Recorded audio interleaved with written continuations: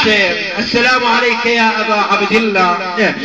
شيعتي ليتكم في يوم عاشوراء جمعا تنظروني.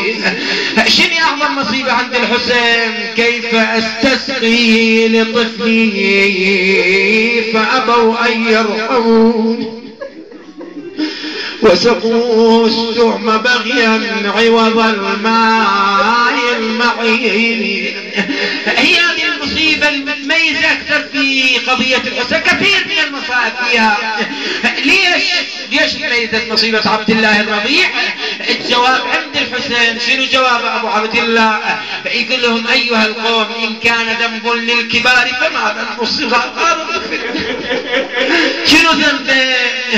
فجاءه السهم لأنه فعلوا الذي فعلوه. بعدها سكينة عليه السلام أمه الرباب عمت زينب ينتظرن في الخيمة متى يأتي بعبد الله بالطفل.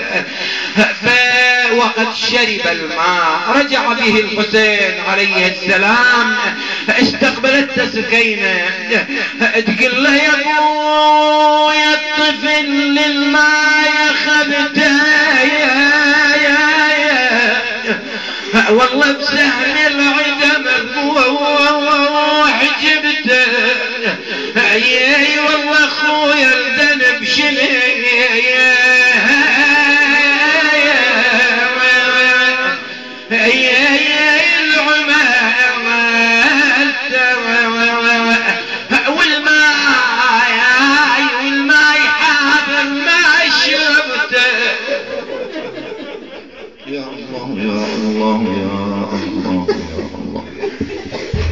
اللهم إنا نسألك وندعوك ونتوسل إليك باسمك العظيم الأعظم العز الأجل الأكرم يا من لا يقال لغيرك يا الله. فرج عنا يا الله فرجا عاجلا قريبا كلمحا بالبصر أو هو أقرب من ذلك يا أرحم الراحمين يا الله.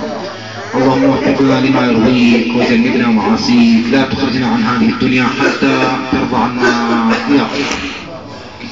إلهي اجعل علاقة بأمورنا خير. حشرنا وتحشرنا مع محمد وآله.